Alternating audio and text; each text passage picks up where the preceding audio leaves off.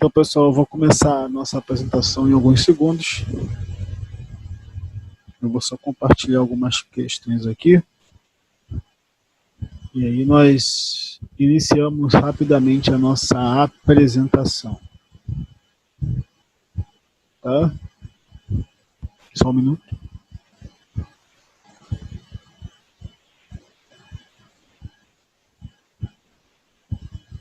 Bom, sem mais delongas, né, nós fizemos uma outra apresentação essa semana, fizemos uma apresentação à noite. Vamos estar subindo ela aqui também. Ficou um pouco corrido essa apresentação que nós fizemos, mas vocês vão gostar bastante, né? Então essa vai ser gravada, então vocês vão estar vendo depois. Foram vários trabalhos, na verdade, nós fomos um dos que encerramos, né? E aí ficou um pouco corrido, e aí eu decidi não colocar agora, que cortar algumas coisas, fazer algumas edições finais. Então, vocês vão gostar do tema, um tema surpresa, a gente vai estar subindo para vocês aí. Mas agora, a grande questão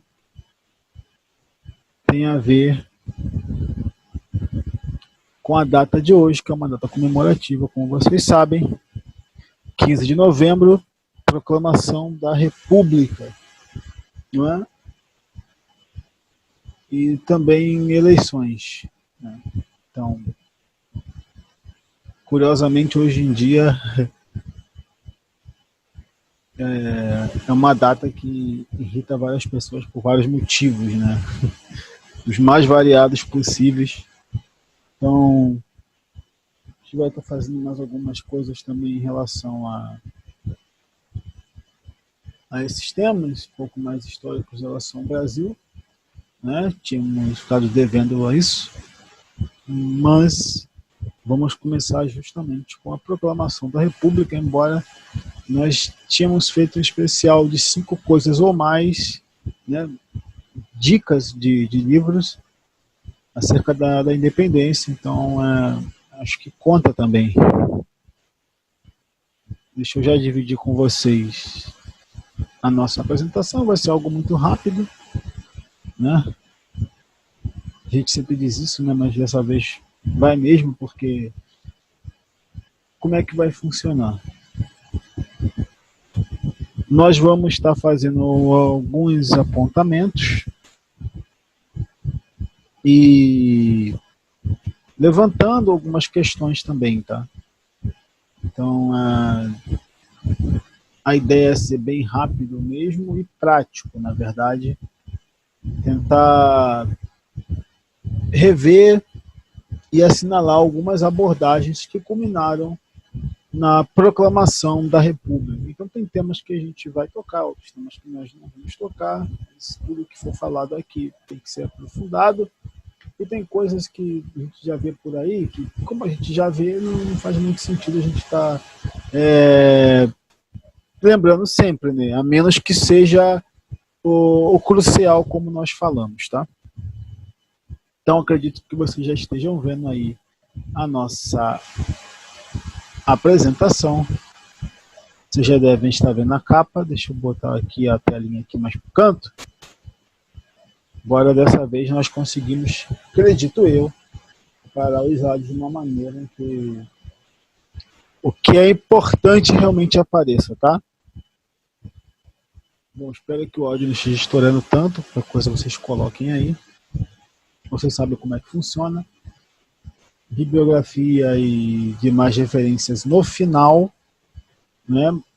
As fotos que não são capa de slides estão com os nomes e as datas,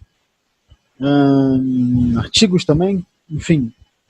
E qualquer pergunta, qualquer observação, vocês podem estar colocando na parte dos comentários, né? E nós vamos estar dando uma olhada, então utilizem sempre a parte dos comentários. Já disse, sem mais delongas, então iniciaremos a nossa apresentação acerca da proclamação da República, alguns aspectos importantes, questões e afins. Vamos lá? Nosso sumário básico, os últimos passos do Império, a questão militar, a questão da abolição, a opção Isabel e o Marechal Presidente. Tá legal? São esses tópicos mais ou menos que nós iremos abordar aí, tá? Repetindo, a gente sabe que tem inúmeras questões, então assinalamos algumas que nós achamos importantes, ou não tão bem faladas e, enfim, talvez nos ajudem a entender como nós chegamos no dia 15 de novembro de 1889, né, gente? Com a proclamação da República. Bem, vamos lá. Já peço desculpas por qualquer sons aqui externos, né? Mas, de qualquer maneira, a gente tenta aumentar a voz aí, caso os cães comecem a latir, ou, enfim, eleição, né? Sabem que, infelizmente, as ruas estão cheias e é isso. A gente chata te oferecendo o santinho, ou diabinho, né? Porque santinho, sei que deu o nome de santinho, mas, enfim, a gente pode trocar. Pé no saquinho, enfim, né? São vários termos que a gente pode utilizar para esses politiqueiros baratos, mas vamos focar aqui, tá? Esse é o nosso sumário básico. Deixa eu já pegar as ferramentas de caneta, que é o que nós vamos utilizar. Não é essa, né? Vou pegar uma mais forte. É isso aí, pessoal. Vamos lá. Os últimos passos do Império. E aqui nós temos uma foto da família imperial, né? Dom Pedro II. Não vou pintar a cara do cabelo de amarelo, pelo amor de Deus. Princesa Isabel. E aqui, Conde de, né? Seus filhos. Algumas questões acerca do Império Brasileiro, né? Eu comecei trazendo o IHGB, o Instituto Histórico e Geográfico do Brasil, porque nós entendemos que foi um instituto importante, né? Em parte trabalhou para essa construção de nacionalidade brasileira, a qual o imperador se dedicava muito tempo, né?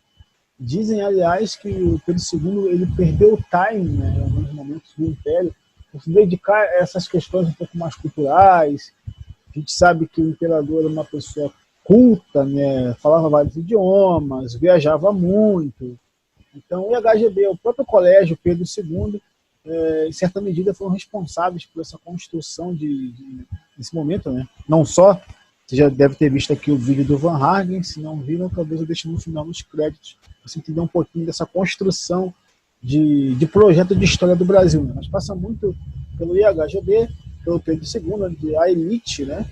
A elite cultural, principalmente, ela era formada. Então é um aspecto importante de citar também essa atenção, e muitos alegavam, né, que gostam de usar até frases que se ele não fosse imperador, seria professor. Então argumentam que a cabeça dele estava em outros lugares que nem comando do Império. Então é sempre interessante vocês estarem dando uma olhadinha acerca do IHGB, pelo segundo, essa questão cultural do Império Brasileiro. Bom, a Guerra do Paraguai, sem dúvidas, tem sim, né, influência no que vai ocorrer com a proclamação da República, porque vai gerar uma crise sem fim. A gente sabe que foi uma guerra sangrenta, tudo que envolveu, acusam, né, até hoje o Brasil de ser um país como é que é, uma carnificina. Eu olhei aqui porque eu ia ver se estava à mão de maldita guerra do Doratioto, mas está no meio de um monte de livros, eu não vou chegar a tirar.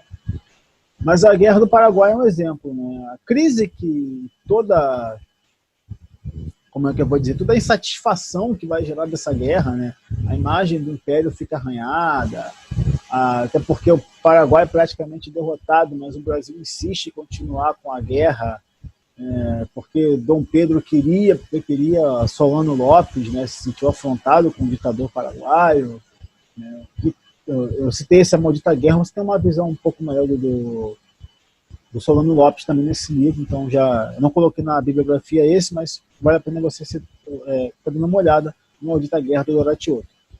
Mas o fato é que a Guerra do Paraguai, né, ela deixou essas marcas, né?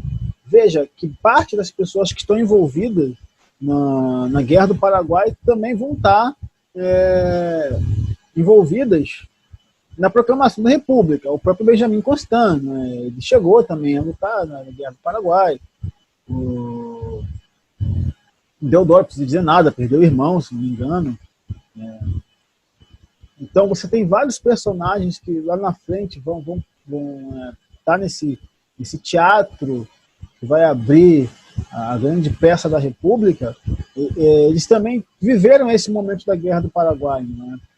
O Duque de Caxias, né, também é outra figura importante, mas pensando na guerra em si, ela causou, isso é quase que um consenso entre muitos historiadores, mais desgaste do que outra coisa, tá?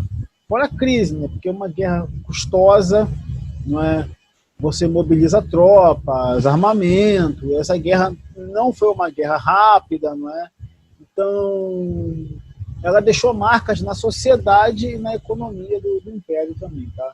É claro que há grupos que...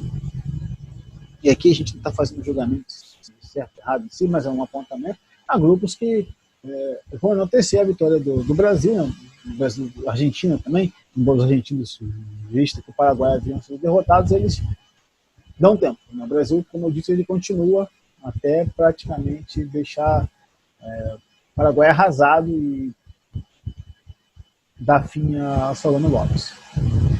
Bom, outra coisa também, eu coloquei que é lei do ventre livre, porque vocês sabem, a gente vai retomar mais à frente, mas é só para especificar, que o Brasil foi o último país, né? País, eu gosto de lembrar sempre da Mauritânia, mas país, com todo respeito à região da Mauritânia em si, o último país em si a abolir a escravidão foi o Brasil, né?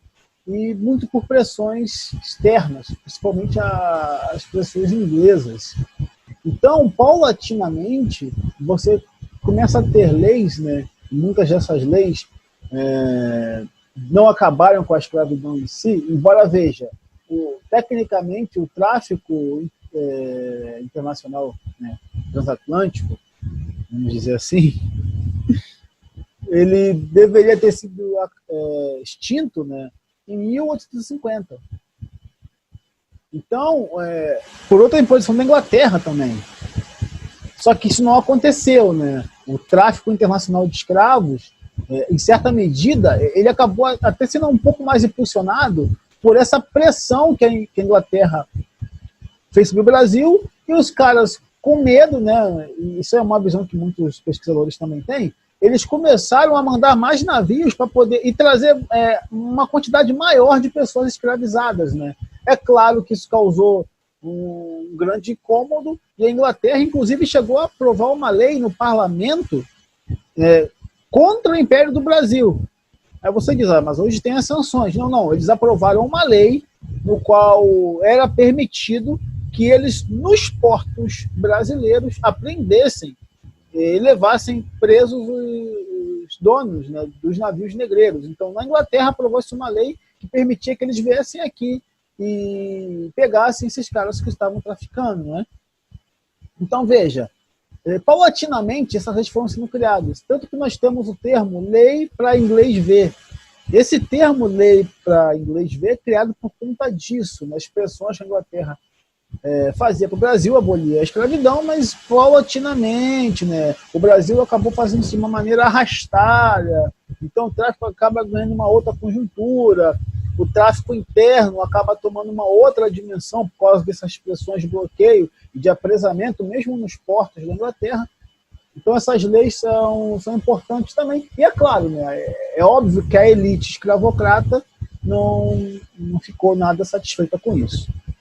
Bom, nós temos um censo em 1872, no qual Dom Pedro II manda que se faça um censo no Império, onde nós temos a realidade do Brasil, né, onde as desigualdades do Império brasileiro já aparecem, né. Então esse censo é importante porque ele demonstra como o Brasil estava atrasado, né, pegando no todo. Você tem a capital do Império, que é o Rio de Janeiro, né, quase com a Paris tropical, mas o Império em si, o Brasil já era um território imenso, né? E mesmo na capital, a gente pode, lembre-se, nós temos escravos aqui também. Então, esse censo ele demonstra a realidade que o Império passava. E nós temos também já a criação do movimento republicano, né? Já começam a pipocar essas questões republicanas, que vale a pena citar também, que ao contrário da Inglaterra, que você criou leis para proibir isso, no período de Dom Pedro II, né, a gente vê que o imperador, em certo momento, não parece tão preocupado com essas questões de movimentos republicanos, né? A própria imprensa vai se usando muito para isso, né? Que é uma questão importante também. Vale a pena vocês estarem pesquisando acerca dos jornais. Então, esse seria um pano de fundo, né? Esses desgastes com a elite, desgastes na política externa, é uma guerra complicada, a questão do imperador ter perdido o time é muito colocado também, né? E ideias republicanas. Vamos lá. É uma questão militar, não é? É uma outra questão importantíssima também. Veja que são os militares que, no último caso, né, vão aproveitar desses ideais republicanos, de satisfações para a elite, tá? A gente está falando dos oficiais, entendeu? Então é uma questão dos oficiais aqui, não vou generalizar também. Lembrando que muitos desses eram monarquistas, né? Então vamos lá. Nós temos os militares e o positivismo, né? Amor por princípio, a ordem por base e o progresso por fim. Vocês sabem, uma visão filosófica, né, do século XIX, principais idealizadores, Augusto Conte, Stuart Henrique. E aqui, no Brasil, né, tem os picos de religião, um dos principais nomes para isso é o Benjamin Constant. Mas o Benjamin Constant falaremos depois. Mas eu quero iniciar com esse ponto, né? Essa relação militares e positivismo, né? Que, sem dúvida, né, há grupos que falam que até hoje, né, os militares continuam positivistas. A gente sabe que a bandeira do Brasil traz o lema positivista, né? Que é ordem e progresso. No caso, ordem, progresso e amor, né?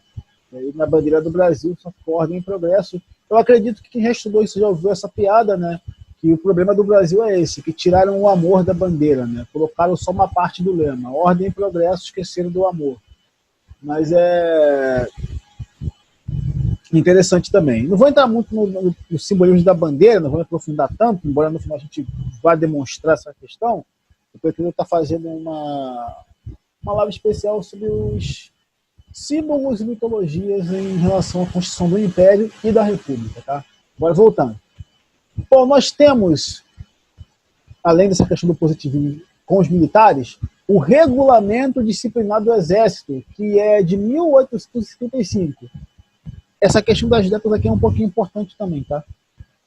No qual proibia, principalmente os oficiais, de darem opiniões políticas, digamos assim, né, entre outras questões, para a imprensa, tá?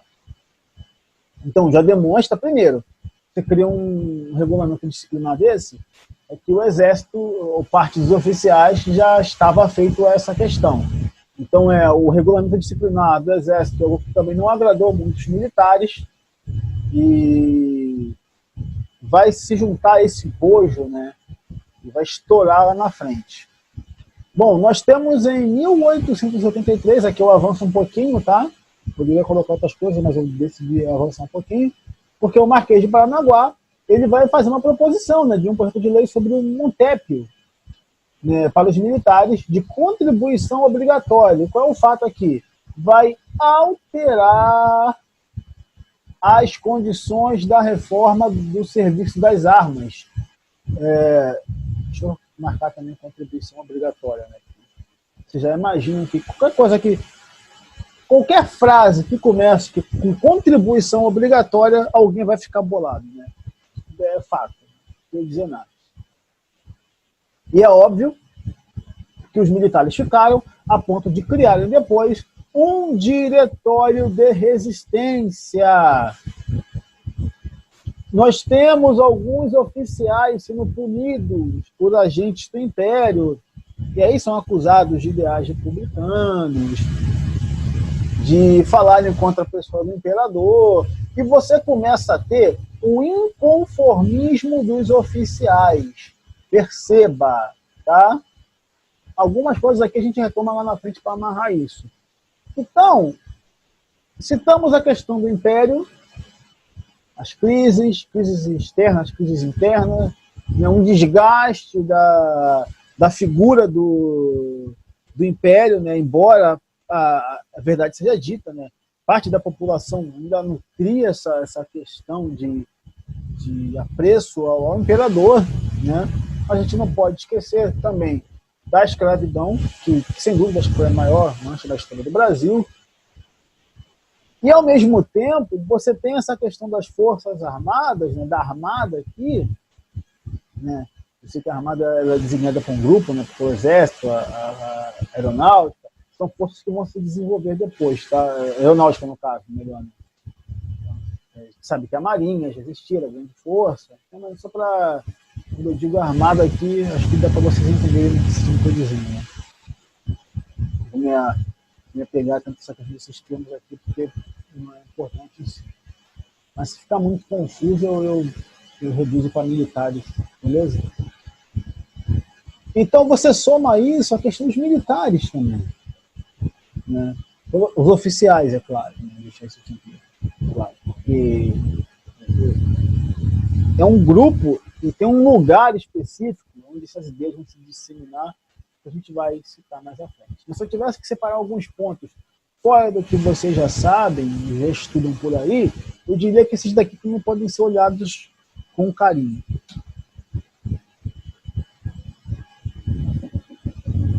A questão da abolição, que é óbvio, né, gente? Vamos lá. Bom, o Império Escravocrata, já citei, não é? Essa mácula para o Império Brasileiro. O impasse britânico, também já cheguei a citar. A pressão da Inglaterra, tá? E não é só por altruísmo, não, tá? Já que a mão de obra era escrava, o Brasil tinha muitos escravos, a Inglaterra, né? Porque é uma questão de competição também, tá, pessoal? Não é só, pô, a Inglaterra é altruísta pra caramba, né? Não. Acho que todos vocês que têm conhecimento, vocês sabem disso, mas se não tem conhecimento, não olhem como se fosse uma questão altruísta, tá? A Inglaterra está preocupada com a escravidão no mundo. Logo eles, né? Não, obviamente que não. Outro fato importante dos pontos que eu citei aqui, talvez não leia todos, é a revolta de São Domingos, né? A revolta do Haiti, qual os escravos eles tomam o poder naquela ilha, e isso daí vai gerar um efeito em cadeia, praticamente. São Domingos, né? Uma colônia até então francesa, e eles vão tomar o poder. Isso, como eu disse, vai criar uma situação em cadeia que a gente vai chamar de haitianismo, que é o receio dos senhores escravocratas, principalmente nas Américas, vamos dizer assim, né? O Brasil se pega muito forte, de uma rebelião escrava. Então perceba, com a revolta de São Domingos, o haitianismo começa a tomar o Brasil. Eles começam a ter receio de que isso pudesse acontecer aqui, e a gente sabe que há pequenas subversões, não é? Então, você tem uma elite escravocrata, você tem um país que é a Inglaterra pressionando, tá? E nesse meado, você vê que as datas elas às vezes avançam, às vezes voltam, mas não tem problema não, tá, pessoal? Para a gente entender o quadro todo. É interessante citar que essa revolta acontece. E você tem uma elite que não quer perder os seus escravos. Embora parte dela comece a tomar medo, né? Principalmente por causa dessa questão do haitianismo. Bem, 1798, preste atenção. Revolta dos Alfaiates, ou Conjuração Baiana, ou Inconfidência Baiana, que teve grande participação popular. Então, é uma revolta. Aí vão dizer muitos pesquisadores com uma ideia de separação do Brasil e tal. Você tem uma classe política envolvida, mas participação popular. Tá legal? E olha que a população negra, escravocrata de Salvador, aí ainda se usava esse termo mulato, né? Hoje a gente sabe que politicamente correto e outras questões, as pessoas têm evitado esse termo, mas para se entender, a população escravizado, descendente de escravos na Bahia, grande também, sabe disso. E aí começa a acender cada vez mais essa luzinha vermelha, né? Nessa sociedade, nessa classe escravocrata. Bem, 1850, já cheguei, eu tinha citado isso, né? Eu tinha citado lá atrás, vale a pena voltar aqui, né? Por isso que eu falei, algumas coisas, elas vão e voltam, né?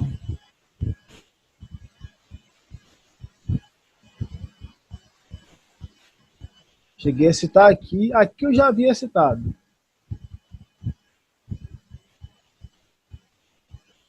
Tá?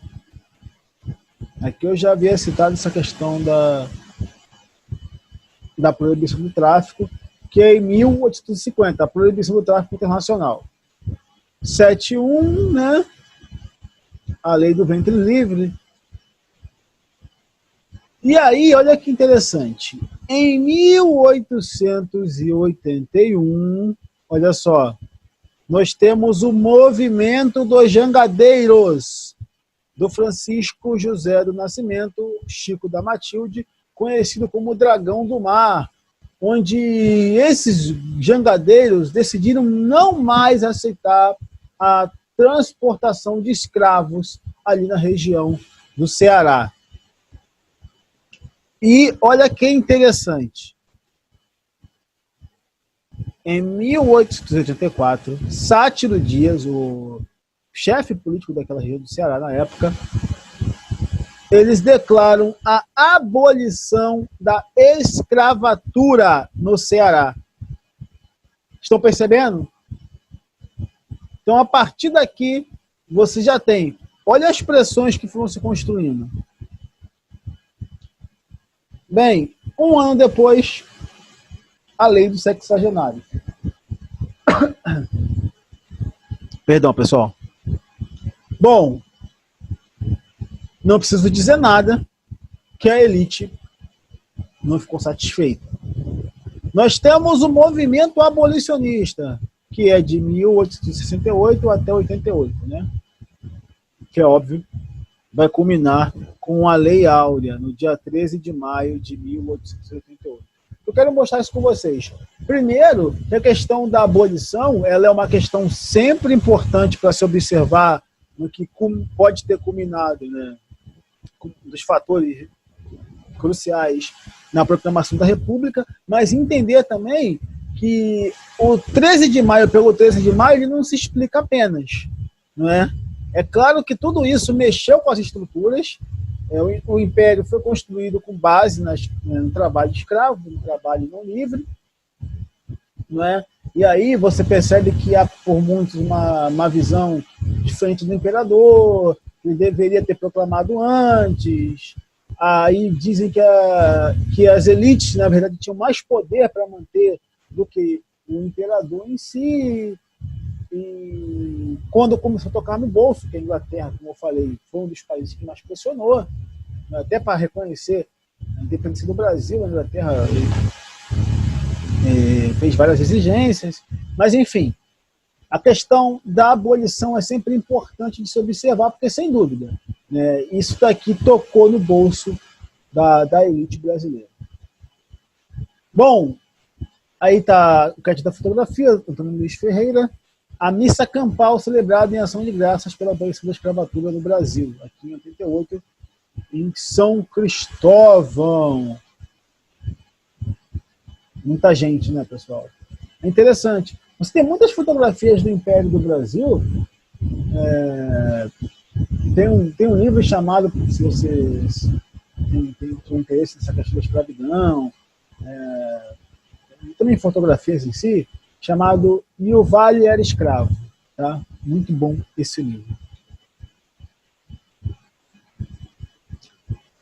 A opção Isabel, herdeira presuntiva, né? Já que o Dom Pedro II não teve outros filhos. Vai ser muito rápido a capa. Então, a princesa Isabel, para muitos, já reinaria mesmo. Outro fato curioso, que a gente levanta também dessa opção, né? Se é que ela poderia ser uma opção. Precisa regente. A gente sabe que por 3 vezes a princesa Isabel ela foi regente do Brasil, por conta das viagens de Dom Pedro à Europa, né, principalmente, não apenas. Inclusive, ela assinou leis importantes, não apenas a Lei Áurea, tá, pessoal? A Lei do Ventre Livre, se muito não me engano, foi a princesa Isabel também que assinou, tá? Então, ela chegou a comandar o país em 3 ocasiões, ela tinha uma educação de alto nível, coloquei como ponto, e aí eu quero trazer alguns pontos para a gente debater. Primeiro, casada com um estrangeiro, Gastão de Orleans e Conde de.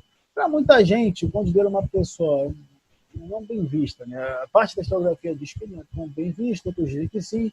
O fato é, ele lutou na Guerra do Paraguai, então tem essa questão. Ao mesmo tempo que há o desgaste por parte da figura do Império por conta da guerra, a gente não esquece que é uma guerra que o Brasil venceu, tem um apelo à nacionalidade, então há os heróis de guerra, tá legal? O Conde dele lutou, né? Ele arriscou a vida dele, né?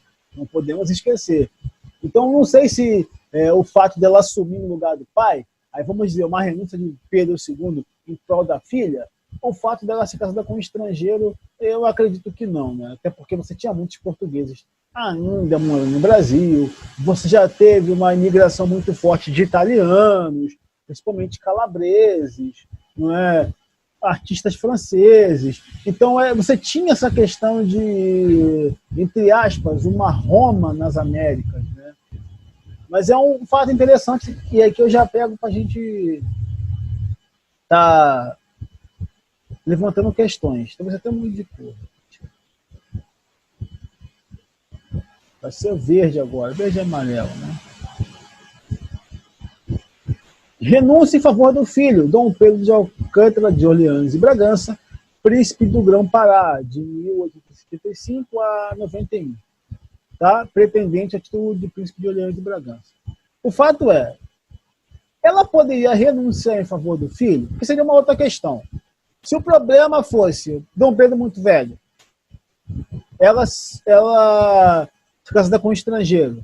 Bom, por que nesse caso, então, você não colocar o filho dela, que era o pretendente ao título de príncipe de Orleans e Bragança, para ser o imperador, né? Foram questões também que se discutiu bastante, né?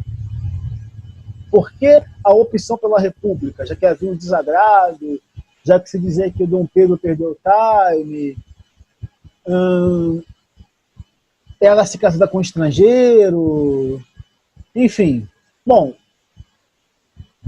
um ponto importante, ela não teria apoio de parte da elite, né? Porque essa elite já abraçaram o republicanismo, né? Mas é claro, não podemos esquecer que não foi a República que deu os títulos de barão, de conde, que muita gente, mesmo com o início da República, vai continuar ostentando até que começa a vir o declínio, né? Desculpa, gente. Não peguei água, né? Erro crasso. Mas vamos lá. Então, parte desse oligopólio, vamos chamar assim, com a República e o passar do tempo, eles vão perdendo o prestígio e o poder que eles tinham no Império. Mas é claro, a gente não pode esquecer que principalmente aqueles, e a maioria, que utilizava o trabalho escravo, ele começa não vai nutrir amores pela princesa Isabel, né? Que vai ficar marcada como uma pessoa, né? Apesar de eu ter mostrado que a questão da abolição ela é gradual, foi a princesa Isabel em si que assinou a Lei Áurea e aboliu em todo o território, tá? Ok? E no final, empecilhos por ser mulher. Eu acho que esse daqui é um dos mais consensuais, né? A gente não acredita que, apesar da Inglaterra ter tido a Rainha Vitória, enfim, as Elizabeths, Isabels da vida, as Marias da vida, que no Brasil uma mulher conseguiria, apesar de, expliquei, ela ter sido regente em 3 ocasiões, né, mas é diferente ela comandar essa nação. Né? Vamos pegar pela regência. Né? Quantas mulheres foram regentes do Brasil? Né? Entendeu? E aqui não é uma questão de lacration, mas é um ponto para se observar em relação à princesa Isabel como opção a Pedro II. Se o problema era o reinado dele, por que não passar para Isabel? É que a gente está tentando pegar esses pontos. Né? Então, acredito que talvez impedido por ser mulher, não teria apoio da elite, e aí poderia muito bem renunciar à questão do filho. Mas, e aí eu acredito, talvez vocês tenham uma opinião um pouco diferente, que no compasso que a situação já estava, por isso eu coloquei a questão abolicionista e principalmente a questão militar,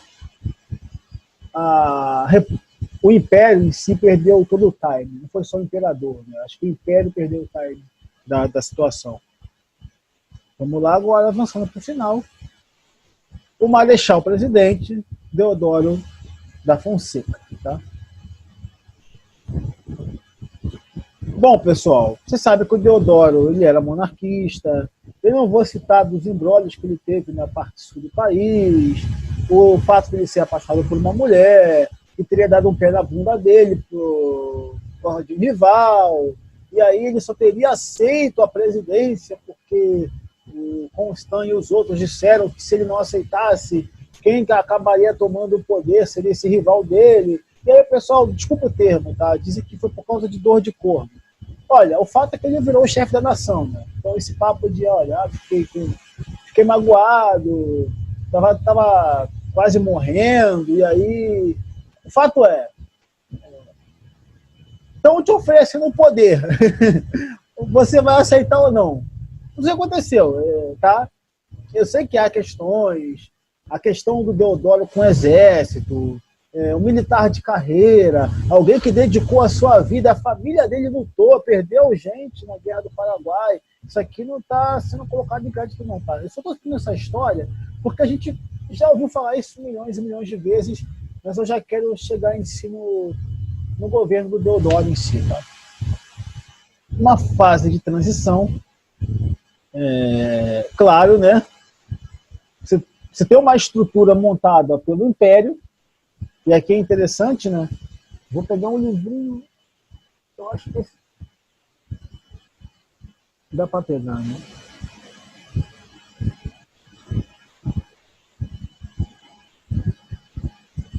Tem um livrinho aqui, muito antigo, do Hélio Silva, chamado A República Não Esperou Amanhecer. Foi embaixo de um monte de outros.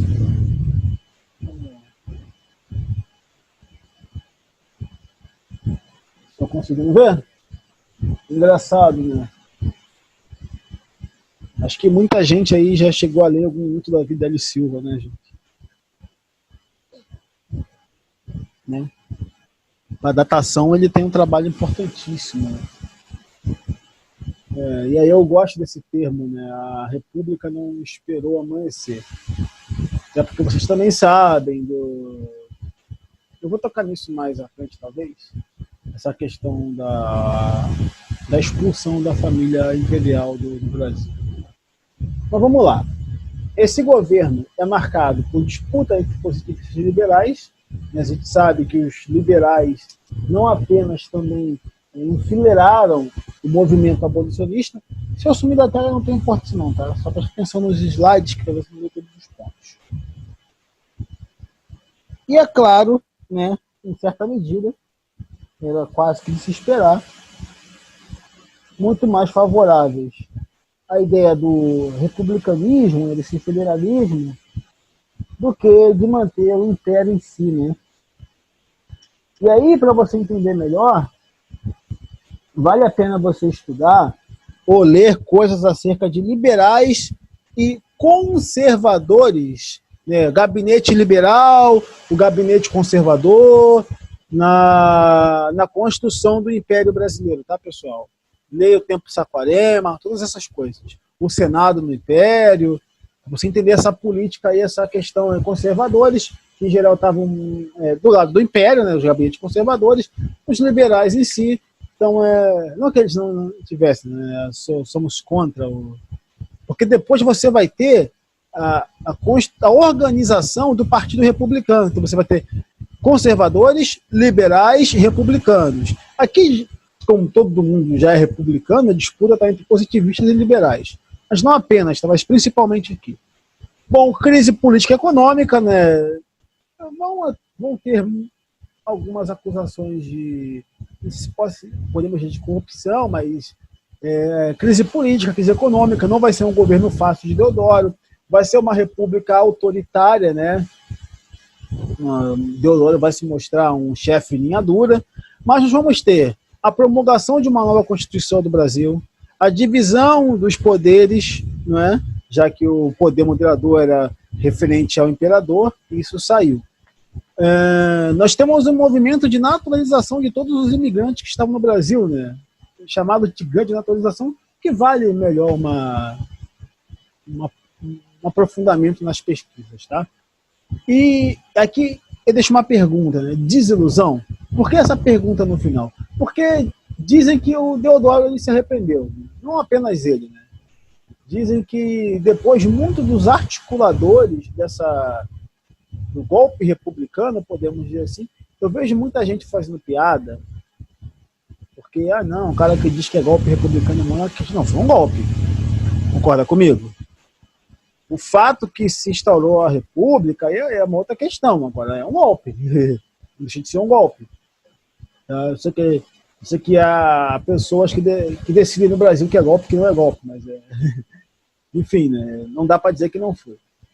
Então, dizem que o Deodoro ele se arrependeu, né? Que no final ele se arrependeu, enfim. Não era o que ele esperava. Que é um quadro famosíssimo, né? Proclamação da República, do Benedito Calixto. Esse quadro é de 1893. Tá legal? Deixa eu voltar aqui rapidinho.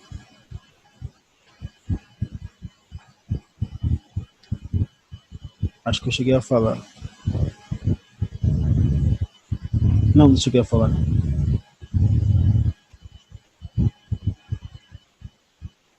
Mais à frente eu toco numa questão aqui do Constituinte. Vamos lá, Proclamação da República.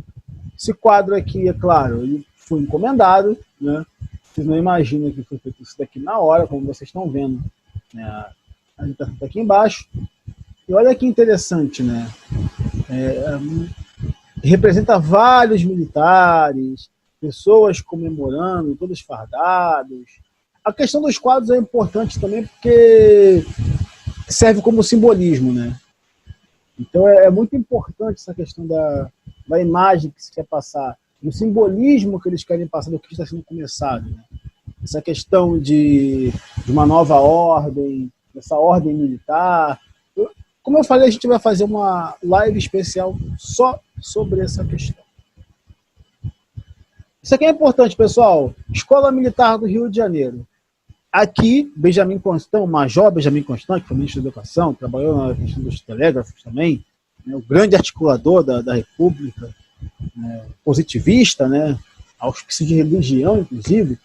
Ele chegou a dar aula na Escola Militar do Rio de Janeiro, aqui na Praia Vermelha, onde esses ideais, digamos assim, do positivismo, eles acabaram sendo proliferados, né? Então, essa escola militar foi conduzida por isso também, né? Digamos que aqui, nesse lugar, aflorou esses ideais positivistas, né? Então, foi demolida, é claro, vocês sabem disso, né? Os principais prédios da época do Rio de Janeiro, o Palácio Mourão, a gente destruiu porque a nossa civilização, ela destrói. Bom, a semana do golpe republicano, tá? Já expliquei por que essa questão de chamar de golpe republicano, fica chatinho, né?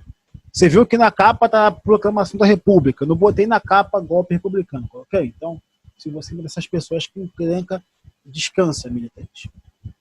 vamos lá, para você entender o dia 15, você tem que entender a semana do dia 8 e do dia 9, né, que começam as articulações, né, eleições de ministro da guerra.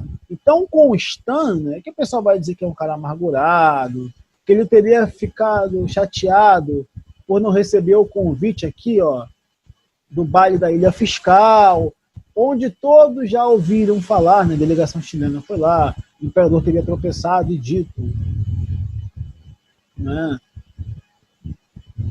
que a monarquia tropeça, mas não cai, enfim, né, tem dessas coisas.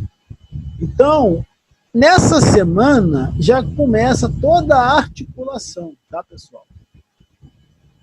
É a partir dessa semana aqui que você começa a ter a articulação que vai desembocar no dia 15. Mas aí tem a questão militar, a insatisfação, o próprio Benjamin Constant, né, com esses ideais positivistas, mas também é curioso, passam na história ele como uma figura meio amargurada, né? Como alguém que parecia querer ter um lugar ao sol melhor no Império e não alcançou, mas ele era um articulador, ele tinha pensamentos em relação à educação e outras coisas, como vocês podem estar vendo aqui nessa imagem dele, né? Que ele diz que o engrandecimento da República repousa essencialmente sobre a educação. Mas vamos lá, voltando para essa primeira parte aqui. Como eu falei dos oficiais, aqui eu trouxe um exemplo, né? Em especial os oficiais do 1º e 9º Regimentos da Cavalaria, do 2º Regimento de Artilharia da Campanha e da Escola Superior de Guerra. E aqui eu falei, a República não esperou amanhecer. Como vocês sabem, eles haviam dado um tempo depois, já no dia 15, né? Vejam bem, eles dão um tempo, quando vai se informar, o próprio, se eu não me engano, o barão do Rio Preto, ele vai informar o imperador que estava acontecendo, eles vão dar um prazo para a família real ir embora, e depois ficam temerosos, que isso poderia causar agitações, e eles reduzem esse prazo, né? Por isso a gente fala, o título do livro também, das coisas, né? A República não esperou amanhecer. Tá? Então a gente tem essa figura militar, participou da Guerra do Paraguai, major, professor da Escola da Praia Vermelha, aquele que vai ser o grande idealizador e propagador do positivismo no Brasil, e vai ajudar a cooptar os republicanos. Então vai meio que fazer essa ligação entre os oficiais e essa ala republicana, não é? Que vai culminar, como nós vimos depois, finalmente, com a proclamação da República no dia 15 de novembro de 1889. Algumas propostas que a gente já citou, a Constituição Brasileira, propostas de reformas de investimento em educação, essa liberdade, laicidade do ensino e gratuidade da escola primária, priorizar disciplinas científicas. Só que, o que vai acontecer? Ele vai ser acusado de ter um insucesso, né? E aqui é um dado que a gente sempre tem que tomar um cuidado de checar, que o analfabetismo no Brasil, né, ao fim desse processo, chegou a passar de 70%.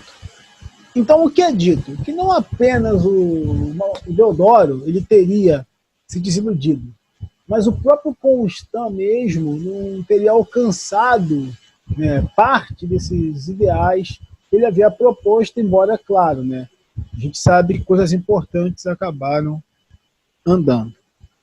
Esse seria um pano de fundo interessante para se pensar o dia 15, né? Essa questão do Império, o tempo do Império, as crises, a questão militar, a questão da abolição, a figura da princesa Isabel como uma herdeira do trono, o seu filho, e também essa articulação, esses movimentos que começaram a surgir, e em certa medida eles não foram refreados pelo Império, né, como o movimento republicano, que depois vai se constituir em si como um partido praticamente no Brasil, né? Como eu já falei, questão do conservador, liberal, enfim, vale a pena vocês retornarem essas leituras, tá, gente? Aqui seriam alguns pontos a se pensar para ajudar a clarear o que foi essa questão do dia 15, que foi muito rápido, né? A gente costuma dizer que a população praticamente não foi consultada. Então, algumas pessoas brincam que não foi uma proclamação da República, né? Mas foi uma imposição da República, né? Como eu disse, com todos os problemas que o Império tinha, em certa medida era o Império Popular, tá? A figura do imperador Pedro II, para muita gente é ambígua, muitas pessoas até hoje, até historiadores, diversos pesquisadores, têm uma visão muito boa de Pedro II, muitas vezes isentando mesmo em relação à escravidão, dizendo que não estava exclusivamente sobre as mãos do imperador decidir sobre isso, e ao mesmo tempo muita gente diz que ele deveria ter proclamado a Lei Áurea há mais tempo, né? Ter se posicionado há mais tempo, ter fortalecido a sua base. Enfim, a questão é que esses são os pontos que nós trouxemos hoje para que vocês observem. Vocês sabem que tem um instituto no Rio de Janeiro, se você é do Rio, mas se você não for, tem um Instituto Benjamin Constant, né? Tradicional instituição de ensino para deficientes visuais, lá no bairro da Urca. É um prédio bonito, né? Claro que hoje a gente tem cada vez maior o número dos chamados monarquistas, eles talvez não gostem muito desse prédio, mas eu queria trazer esse registro para vocês aqui do Instituto Benjamin Constant, né? Que é uma figura importante, né? Não deixa de ser, na proclamação da República. Trago aqui rapidamente as propostas de bandeiras. Vocês sabem, né, uma curiosidade, que a bandeira do Brasil, entre várias hipóteses, seria que hoje né, claro que tem algumas mudanças, né, obviamente não, seria de São Paulo, né? A ideia inicial da bandeira, que hoje é a bandeira de São Paulo, seria servir como bandeira do Brasil. Mas essas são as bandeiras que nós tivemos, né, com a bandeira do Imperial. Aqui nós temos a bandeira da República, né, essa cópia da bandeira norte-americana. E aqui é a bandeira que nós usamos até hoje, né? A bandeira nacional, que está em vigor desde 19 de novembro. Né? Porque, na verdade, a provisória, né? Não é provisória à toa, durou pouca, né? Ainda bem para nossa vergonha.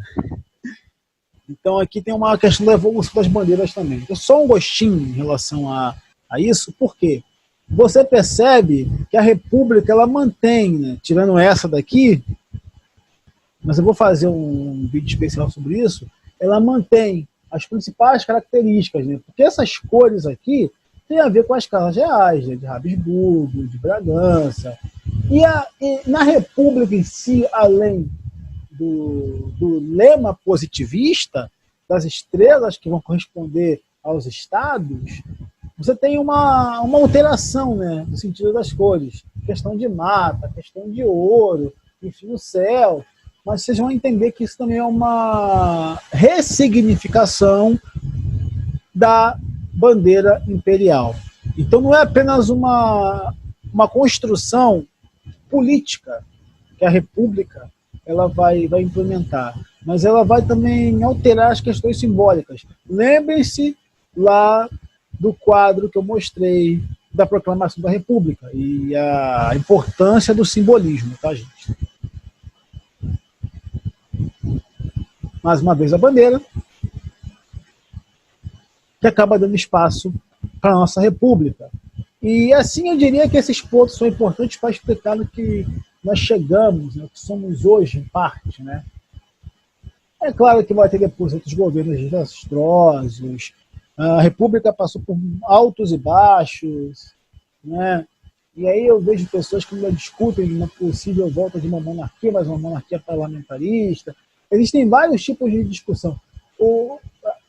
Ainda mais por conta dos modelos que nós temos, né? Se o presidencialismo de coalizão é importante, em relação a questões dos estados, voto distrital. Então nós temos muito ainda a caminhar. Nossa democracia, né, falando de democracia em si, na questão de república, né, a democracia brasileira ela é muito jovem, né? Ela passou por muitas coisas, né, nesses momentos de ruptura, né? E como toda ruptura ela é um choque, ela não é fácil. Mas parece que no Brasil ainda jogam mais pimenta por cima, né? Então acredito que esses pontos são importantes para entender o que ocasionou o dia 15. Eu espero que o que nós trabalhamos aqui, o que nós mostramos aqui, vocês consigam entender um pouco melhor do que foi o dia 15. Alguma outra questão vocês podem estar colocando aqui na parte dos comentários, a gente vai discutir, vamos debater. Mas era isso que eu queria tratar com vocês neste dia de proclamação da República. Referências bibliográficas sempre importantes, tá, pessoal? Cardoso Ciro Flammarion, algumas polêmicas teóricas e interpretativas. A Afro-América, escreveu um novo mundo. José Murilo de Carvalho, Formação das Almas. Os Bestializados. Sidney Chalebo, Cidade Febril. Boris Fausto, não poderia faltar, né? O HGCB. Aqui é a quinta edição que eu estou falando, volume 8 e volume 9. Silvia Ronald Lara, Campos da Violência. Kátia de Queiroz, Matoso, Ser Escravo, né, Ser Escravo no Brasil. Américo Del Priori, Castelo de Papel, uma história sobre Isabel de Bragança. Maria Virginia Lage, O Processo Político da Primeira República e o Liberalismo Oligárquico. Tem aqui um artigo, né? Daniel Neves Silva, Governo Medonho da Fonseca, Brasil Escola. Beleza, pessoal? Então, esses daqui são algumas referências, um artigo que vocês podem estar consultando. É claro que há muito mais coisas, há outros textos, mas com isso daqui vocês podem ter certeza que vocês não ficarão perdidos acerca do momento de transição do Império para a República e até o caminhar da chamada Primeira República em si, governo Deodoro e o que mais. Beleza? Então é isso. Agradeço a todos pela paciência. Qualquer questão, mais uma vez, eu repito, coloquem aqui na parte dos comentários. Né? Questões com datas ou outras, caso tenha alguma coisa, eu coloco mais rápido, desde já peço escusas. Não é? É isso aí, meus amigos. Estão todos bem. Espero que vocês tenham votado com consciência, porque não é apenas proclamação da República, né? É simbólico por vários motivos, né? Hoje nós também exercemos o nosso papel cidadão, apesar de que os candidatos, a última coisa que parecem é cidadãos, né? Não honram esse país. Mas é uma outra história isso daí. Isso aí, meus amigos. Muito obrigado. Gostou? Então não se esqueça de curtir, compartilhar e seguir nosso canal para ver mais temas de história como esse.